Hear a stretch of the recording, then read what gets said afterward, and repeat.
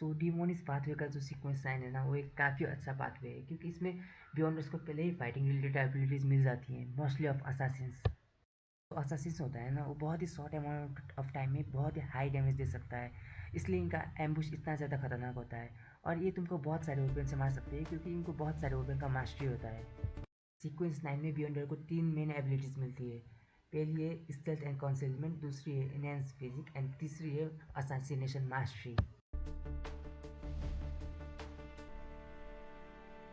So stealth and concealment की ability की वजह से तुम अपनी प्रेजेंस और बॉडी की स्मेल को हाइड कर सकते हो, तुम शैडो या फिर क्राउड में खुद को ब्लेंड करवा सकते हो, और जो साइकिक एबिलिटीज होती है जो तुम्हें ट्रेस कर सकती है, उससे भी तुम कभी ट्रेस नहीं होंगे। नेक्स्ट है एनहेंस फिजिक। इसमें बियॉन्डर्स को मिलती है super human agility, reflexes, precision and feather fall, यानी कि अगर आप टॉल बिल्डिंग से गिरोगे भी तो आपको कोई भी ज़्यादा नुकसान नहीं होगा। पर गौर करने वाली बात ये है कि इसमें जो फिजिकल स्टेट आपके सुपर ह्यूमन लेवल बूस्ट हुए हैं, उसमें एसोसिएशन रिलेटेड स्टैट्स बूस्ट हुए हैं, जैसे कि स्पीड, रिफ्लेक्सेस, एजिलिटी। बट जो फाइटर रिलेटेड स्टैट होते हैं जैसे कि super human strength, durability, stamina, उसमें कोई ज़्यादा फर्क नहीं होगा। नेक्स्ट है असैसिनेशन मास्टरी। इसमें बियॉन्ड टारगेट के वीक पॉइंट को डिटेक्ट कर सकता है और उसे वेरियस वेपन पर मास्टरी होगी, और वो हिडन ट्रैप और बॉम्ब को भी डिटेक्ट कर सकता है।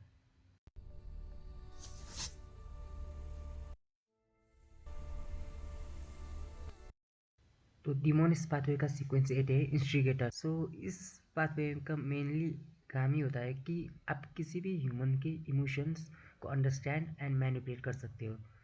पाथवे अपने यूज़र को हाइटेंड अमाउंट ऑफ इंटेलिजेंस देता है, मतलब कि आप किसी भी इंसान के बिहेवियर को देखकर उसके बारे में समझ सकते हो, उसकी पर्सनैलिटी के बारे में जान सकते हो।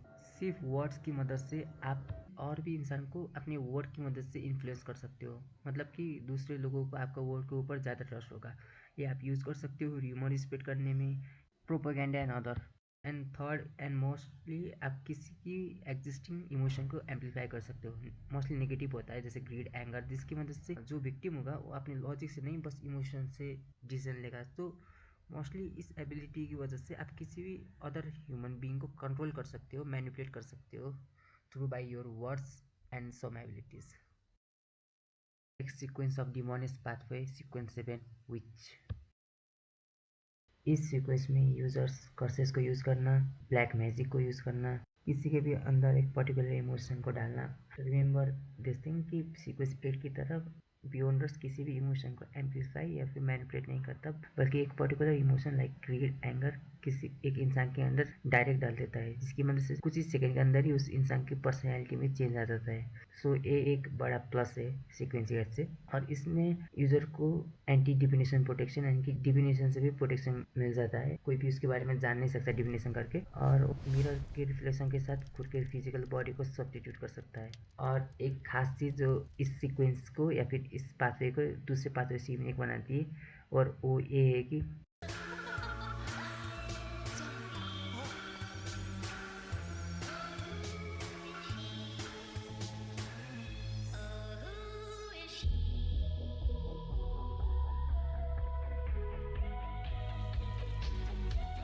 सीक्वेंस 7 में पहुंचने के बाद हर एक लड़का लड़की बन जाता है। इसी वजह से डिमोनिस पाथवे में हर कोई लड़की है।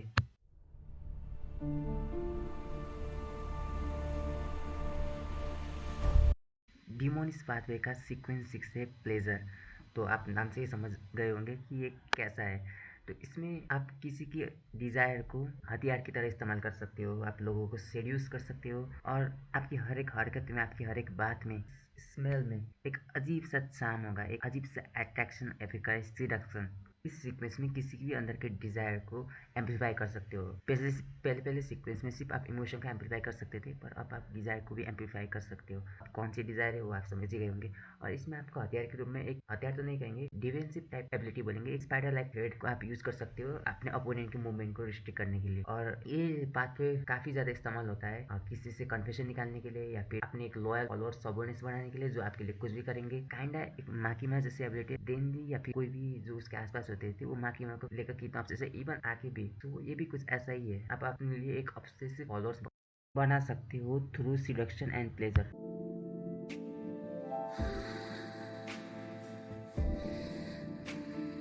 सो गाइस, अब तक जो भी आपने डिमोनिस पाथवे के बारे में सीक्वेंस 9 से सीक्वेंस 6 तक जाना, उसमें बस हमने ये देखा कि डिमोन्स पाथवे का बियॉन्डर असैसिनेशन कर सकता है, लोगों के इमोशन को मैनिपुलेट कर सकता है खुद के फायदे के लिए, या फिर वो डार्क मैजिक, थोड़ा बहुत डार्क मैजिक, कर्सेस, लोगों को सीड्यूस करना ताकि वो इन्फॉर्मेशन निकाल सके, या फिर असैसिनेशन के लिए। बस इतना ही देखा। बट अब आपको पता चलेगा true horror of demoness pathway from sequence 5। ये एक सीक्वेंस 5 से ऊपर का डिमोनिस पाथवे या फिर एक सीक्वेंस 5 पर एक डिमोनिस पाथवे वाला यूजर क्या क्या कर सकता है। आई मीन ये बहुत ही ज्यादा टेरिफाइंग है।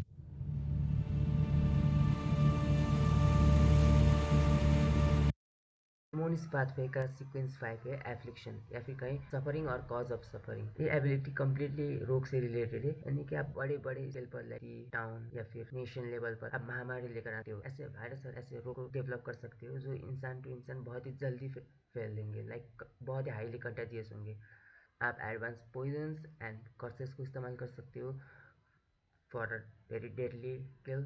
आप किसी को भी माइंड को कंफ्यूज या फिर उसे डिप्रेशन में लेकर आ सकते हो, यानी कि एक बियॉन्डर अगर सीक्वेंस 5 ऑफ डिमोनिस पाथवे में तो किसी के भी मेंटल हेल्थ की लगा के रख सकता है। और जो पिछली एबिलिटीज होती थी जैसे कि ब्लैक मैजिक या फिर डिफिनेशन या फिर मिरर सब्स्टिट्यूशन या फिर चार्म, वो भी काफी ज्यादा एनहांस हो जाएगा, और एक पर्टिकुलर शॉर्ट रेंज के अंदर आप किसी भी एनिमी को सिक कर सकते हो, यानी कि ये एबिलिटी बहुत ही ज्यादा डेडली है फॉर बायोलॉजिकल वारफेयर। प्लेग महामारी ने 1347 टू 1353 के बीच 1/3 टू 2/3 ऑफ यूरोप पॉपुलेशन को खत्म कर दिया था।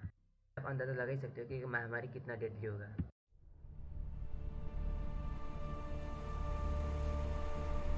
सीक्वेंस 4 डिस्पियर से डेमीगॉड लेवल शुरू होता है डिमोनिस पाथवे का। सीक्वेंस 5 में महामारी डिजीज की मदद से आप लार्ज स्केल डैमेज कर सकते थे, और डिजीज चाहे कितनी भी खतरनाक क्यों ना हो, सिम्टम्स चाहे कितनी भी घातक क्यों ना हो, बट मरने में टाइम लगता है यार, even if death is confirm. ये एकदम लॉन्ग पीरियड है, बट अब आप इनडायरेक्टली लार्ज स्केल डैमेज कर सकते हो through sequence 4 despair ability comparative to sequence 5। Sequence 4 में आप बियॉन्डर मास लेवल पर डिस्पेयर, मैडनेस, हेलुसिनेशन क्रिएट कर सकता है, जो क्राउड में suicidal thought, panic, psychological breakdown create करेगा। डिजीजेस एंड पैंडेमिक भी एक लेवल अप हो जाते हैं, क्योंकि इसमें होता है मास सड़ना, लाइक लोग के मास सड़ने लग जाएंगे, बियॉन्डर पावर करप्ट हो जाएगा और शरीर में एकदम अकड़ सी आ जाएगी। बियॉन्डर बाई टच चाहे वो हियर से भी क्यों ना हो, किसी को भी पत्थर बना सकता है, और ब्लैक मैजिक एंड कर्सेस का रेंज भी बढ़ जाएगा, सो रिमोटली बियॉन्डर इससे अटैक कर सकता है। तो आपको पहले बियॉन्डर को हराने से पहले ढूंढना होगा कि वो कहाँ पर छुपा है। और में बियॉन्डर थ्रू वर्ड्स और सिलेक्शन किसी को भी चार्म कर सकता था, बट नाउ अब बियॉन्डर का प्रेजेंस ही इनफ होगा किसी को चार्म करने के लिए, उसको अपना वर्ड का इस्तेमाल करने की जरूरत नहीं है।